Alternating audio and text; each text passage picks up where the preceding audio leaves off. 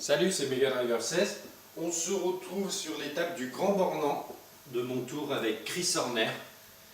Et là, nous sommes au début de l'ascension de la dernière difficulté. Je suis toujours avec Froome. Et nous avons Albassini en échappée qui s'envole. Donc il s'envole plus du tout d'ailleurs. Il est à 1 minute 24. Il est donc en échappée, Contador à 23 secondes et le groupe maillot jaune à 1,29. Donc, Chris Horner, on va lui donner déjà son premier ravitaillement. Il est en train de se faire décramponner. C'est une bonne nouvelle pour nous, pour le général. Et dès qu'il aura fini, un petit coup de grand plateau pour aller récupérer le groupe des favoris qui s'excite là devant. On est à présent à 10 km du sommet. Un équipier vient de se faire lâcher. Ne comptez plus sur lui. Galopin qui n'en peut plus.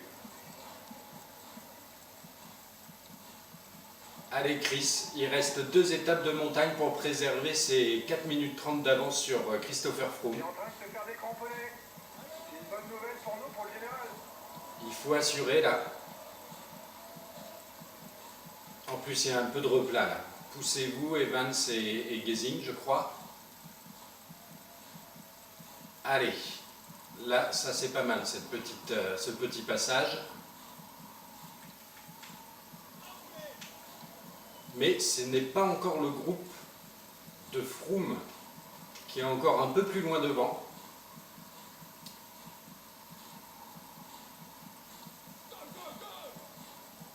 Et j'aimerais bien les récupérer avant de ne plus avoir de jaune. Est-ce qu'ils vont m'en laisser l'occasion là? Parce que mon jaune réduit vitesse grand V. Voilà, je suis revenu dans leur groupe. Il devrait y avoir une attaque et voilà, c'est Rodriguez qui s'en occupe. Je vais repasser, enfin je suis repassé en petit plateau, donc je vais prendre mon dernier ravitaillement à 6 km de l'arrivée. Et on va essayer de revenir en petit plateau. Ça m'étonnerait que ce soit faisable, mais bon. Je laisse mon ravitaillement agir. En tout cas, je les trouve enfin agressifs, les autres favoris. On a pu voir sur les autres étapes de montagne, particulièrement à Bagnères de Bigorre, très passif envers le maillot jaune. Même à l'Alpe d'Huez, ça n'a pas été forcément ultra violent. Mais là, il se décide enfin à déclencher les grandes manœuvres et je vois que Froome est à la tête de ce groupe. Donc il imprime un gros rythme. Ils se sont décidés à attaquer vraiment le maillot jaune.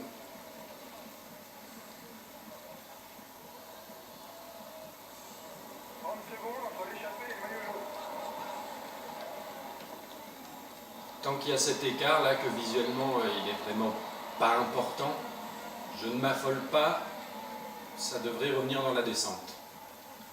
De toute façon, à 4 km de l'arrivée, du sommet, je ne peux pas me permettre de passer en grand plateau vu le peu de barres jaunes qu'il me reste.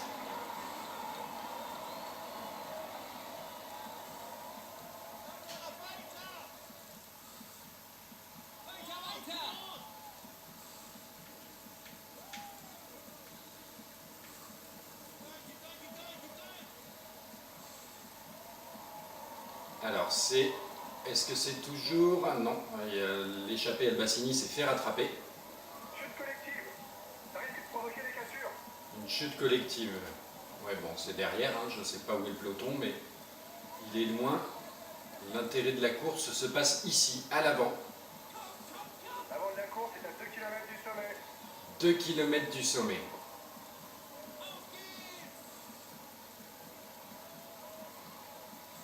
Je ne peux toujours pas passer le grand plateau. Je me demande d'ailleurs si je vais pouvoir le passer.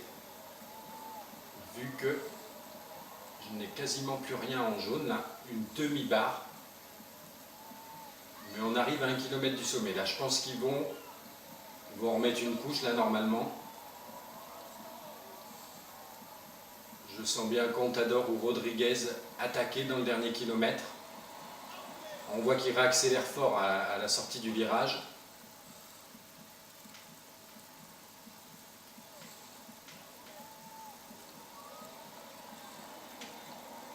Je suis avec Crazy Girl, là, le lieutenant de Contador. Bon, ça y est, il passe. Froome est passé en tête. Mollema qui y va là. Allez, Chris Horner aussi. Il faut faire une descente beaucoup plus propre que ce que j'ai fait au début de la descente de l'Alpe d'Huez, si je veux espérer revenir sur les favoris. Il y a beaucoup de virages sans visibilité. Soyez attentifs. De toute façon, ils ne vont pas baisser de rythme tant que je ne suis pas revenu sur eux.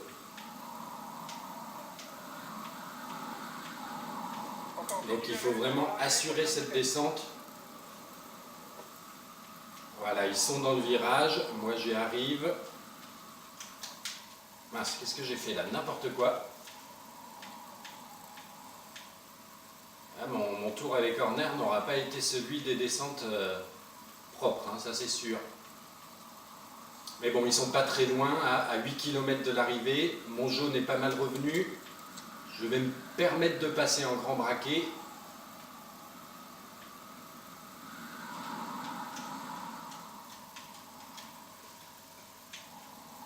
Celui-là, cet enchaînement de virages était beaucoup plus propre.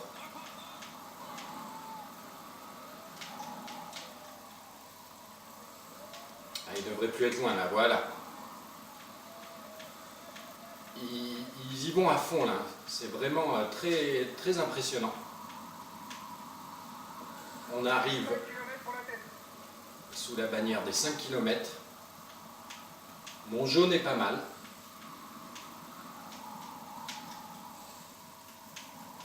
Je freinais un tout petit peu trop fort là, j'aurais peut-être pu simplement relâcher l'accélérateur. L'accélérateur, oui. Et ça y est, on revient sur le groupe des favoris.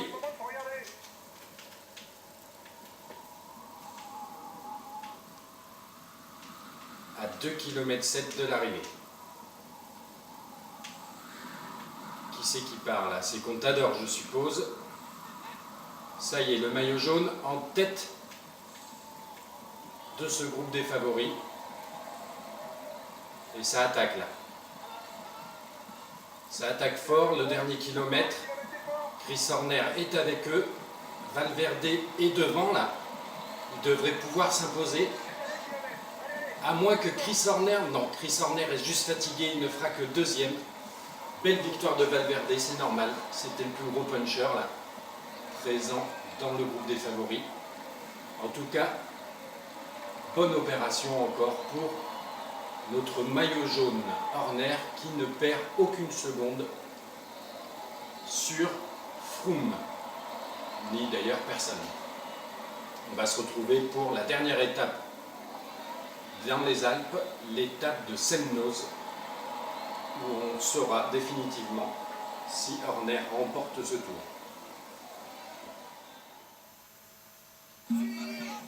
On se retrouve sur la dernière étape des Alpes à Semnoz. Je suis avec Andy Schleck, 5 minutes 15 devant le groupe maillot jaune. Et nous avons Froome intercalé, 1 minute presque devant le peloton. Je l'ai laissé partir parce qu'avec 4 minutes 34 d'avance, je ne me fais pas trop de soucis. Et Schleck, je vais lui faire passer le grand plateau et attaquer fort là, ce début d'ascension finale vers Semnoz pour qu'il consolide un peu son avance. À 10 km de l'arrivée, il est en échappée depuis le début de l'étape. Parce que j'aimerais bien lui faire gagner quand même une étape. Il n'y a que Horner qui a gagné sur ce tour. Je ne jouais pas vraiment les victoires d'étape, mais là, vu l'avance qu'a Chris Horner au général, je me suis permis cette petite fantaisie de faire partir Andy Schleck en échappée. J'aurais a priori pas besoin de lui dans le final, en espérant qu'il puisse aller remporter la victoire d'étape. J'aime beaucoup ce coureur, même s'il a fait un peu peine à voir ces derniers temps. Mais là, c'est une belle occasion de lui faire remporter une étape de montagne. Sur ce, je vais prendre Chris Horner, qui n'est pas terrible, là, dis donc. Remarque, ils sont à la poursuite du maillot jaune, du maillot à pois, Froome. Donc c'est normal, il est un peu fatigué. Je vais lui faire prendre son premier ravitaillement. Est-ce que quelqu'un comme du genre Montfort pourrait me protéger, même s'il n'est pas terrible là? Il lui reste plus beaucoup. Il lui reste plus beaucoup d'énergie, mais bon. Allez, on y va. C'est la Movistar qui mène les débats là devant de ce peloton. On voit même Quintana qui essaye de partir. Donc là, sur cette dernière étape, il faut gérer l'écart avec Froome, qui pour rappel, donc, comme je l'ai déjà dit, est de 4 minutes 34 au général. Ça m'étonnerait qu'il reprenne tout ce temps sur la simple étape de la simple ascension finale de Semnoz. Donc je suis relativement serein. Là, comme d'habitude, il manque Rodriguez, mais on voit bien que Quintana, Contador, Valverde et un... Ah voilà, Rodriguez. Et Talonski sûrement. Ou Esjodal, je ne sais pas. Esjodal, voilà. Sont partis à l'avant. Pierre Roland qui se montre aussi dans la dernière étape de montagne. Allez, les autres ont aussi mal que vous. Regardons l'écart avec Froome. Froome est à 4,26, on est à 5,55. Il y a quasiment 1 minute 30 d'écart pour le moment entre Froome et Horner. Pas encore vraiment d'inquiétude à avoir à 7 km de l'arrivée. Ça devrait être bon. Attaque! Attention, c'est pas le moment de se regarder. Alors, c'est Anton et Roland, a priori. Il me reste donc un ravitaillement. J'ai pas regardé Schleck, il a 3,48 d'avance. C'est bien. Ça devrait lui permettre de s'assurer la victoire. On va voir ça. Moi, j'ai Montfort qui n'arrive plus à me protéger. Bon. C'est pas trop grave. Je vais peut-être prendre un deuxième ravitaillement. Je vais peut-être essayer d'attendre les 5 km.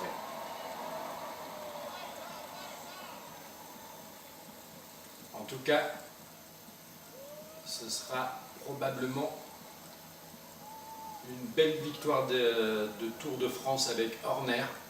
Après sa victoire surprise dans la réalité Ne comptez plus sur lui. à la Vuelta. Là, c'est aussi une victoire surprise dans ce jeu vidéo, car il est loin d'avoir les stats des gros favoris. Je me mets dans la roue de Mollema, c'est pas mal ça. Tout en danseuse, Mollema. S'il peut me ramener un petit peu sur le groupe de devant. On vient de passer la bannière des 5 km de l'arrivée. On va regarder Froome qui est à 2,29. Il y a plus de 2 minutes là, il y a 2 minutes d'écart. Il y va fort quand même, Froome, hein. C'est assez impressionnant, mais il se réveille quand même a priori bien trop tard sur son Tour de France. Il a quand même fait un beau tour, hein, puisqu'il a gagné plusieurs étapes. Le Mont Ventoux, je crois. Le contre-la-montre de Chorges. Mais il a le maillot à pois aussi. Mais par contre, au général, il aurait été un peu court. Sûrement lui aussi surpris par l'énorme Tour de France de Chris Horner.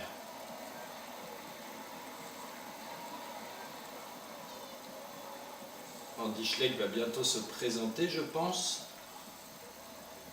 dans le dernier kilomètre. Ah, il n'y a plus qu'1 minute 23 hein, entre Schleck et Froome. L'échappée est à 1 km de la ligne d'arrivée. Allez, on va prendre la main avec Schleck pour lui faire célébrer dignement sa belle victoire d'étape à Semnoz. Il est toujours en grand plateau.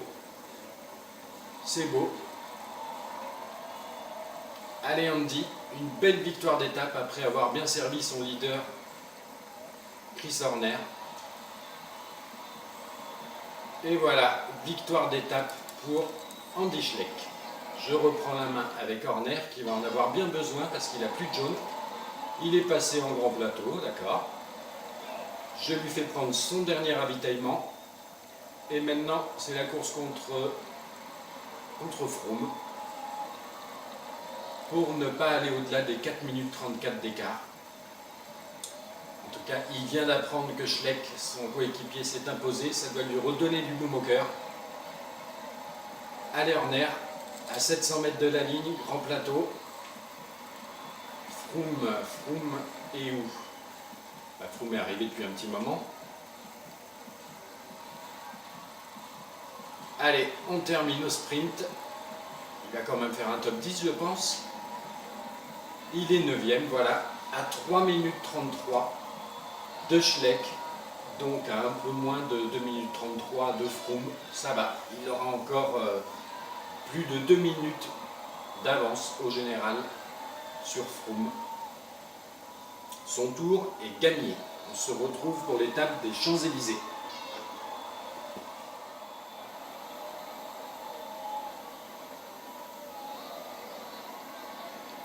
Avant, on va quand même profiter de cette super victoire d'étape d'Andy Schleck, donc de son podium. Voilà, il lève les bras au ciel, il a remporté cette étape, cette belle étape de Semnoz, la dernière étape de montagne de ce tour. Et place au grand gagnant, maintenant on peut le dire, c'est définitif. Chris Horner gardera le jaune jusqu'au bout et remportera ce Tour de France 2013. On va quand même se retrouver sur la dernière étape des Champs-Élysées. On se retrouve sur la dernière étape de mon tour avec Chris Horner, l'étape des Champs-Élysées. Et là, je suis avec Cancellara. J'ai des vols d'air en protection, donc je vais lui demander de rester dans son groupe. Car Cancellara a une revanche à prendre sur ce tour. À la première étape, il était parti pour gagner, se fait griller la première place dans les tout derniers mètres par Kittel. Et donc là, il va tenter quelque chose. L'autre star de cette équipe, avec Andy Schleck et Chris Horner, qui va s'imposer en jaune sur ce tour. Donc là, à 13 km de l'arrivée, grand plateau. Et ça y est, je suis en première position. Je tente mon attaque avec Cancellara. On va aller jusqu'au bout du rouge quasiment. Voilà. Prendre à 11 km de l'arrivée un premier gâteau. On voit les Champs-Élysées au loin. Pour le moment, 15 secondes d'avance simplement. Le peloton n'a absolument pas abdiqué. Mon premier ravitaillement arrive à son terme.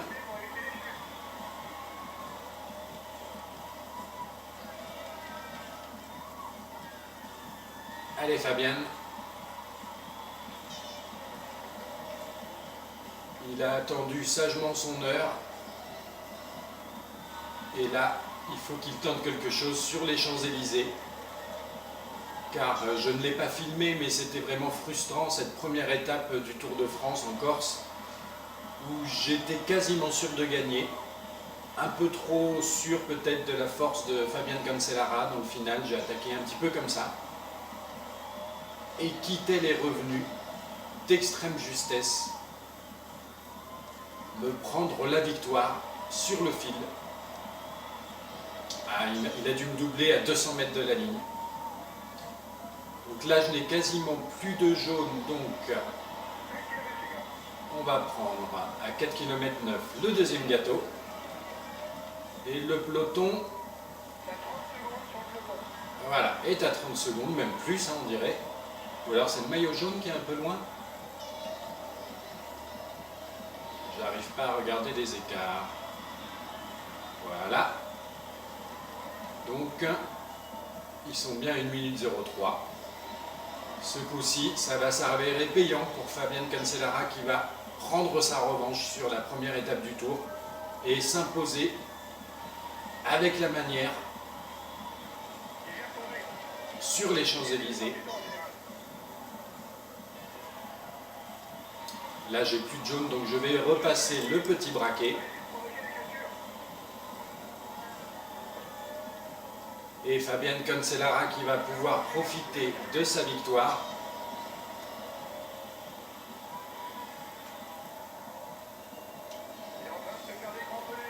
Et voilà,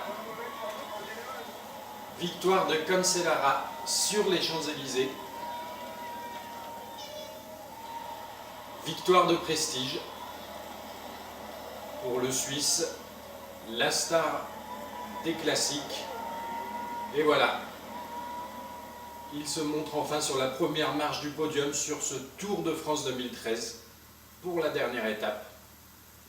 Victoire de Cancellara, son unique victoire sur ce Tour 2013.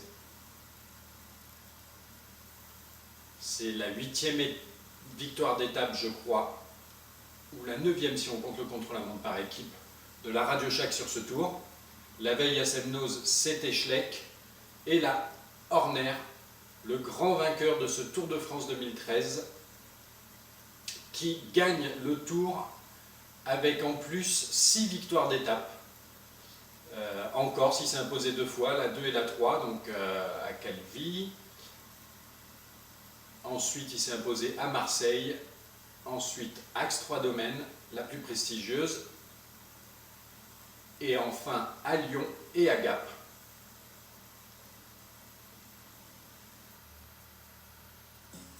Donc la victoire d'étape de Fabian Cancellara, le Tour de France. On n'a pas d'autre maillot distinctif, donc ça va vite s'arrêter. D'ailleurs, on n'a aucun autre prix, ni la combativité, ni le classement par équipe. Mais ce n'était pas le but recherché sur ce Tour de France, où on constate donc qu'au général, Chris Horner s'impose avec 2 minutes 04 au final d'avance sur Froome, 7,42 sur Valverde, 9,52 sur Quintana et 10,37 sur Rodriguez. Mon premier coéquipier, c'est Schleck, 20e, c'est pas mal. D'ailleurs, je crois que c'est sa position, si on dit Schleck dans le vrai Tour de France 2013, je crois qu'il a fini 20e. La montagne, Froome termine en maillot à pois. Mon meilleur, c'est Horner, 4e.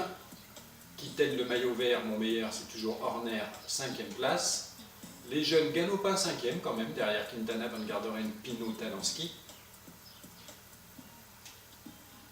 La Movistar, qui est première au niveau des équipes, c'est la Radio Shack, et 2e.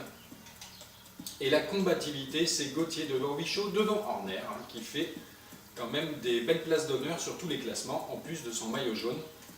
Si je regarde les primes cumulées, on va pas sûrement pas les trouver, mais voilà, 624 000 €. Voilà, et bien je vous dis à plus tard pour un autre Tour de France.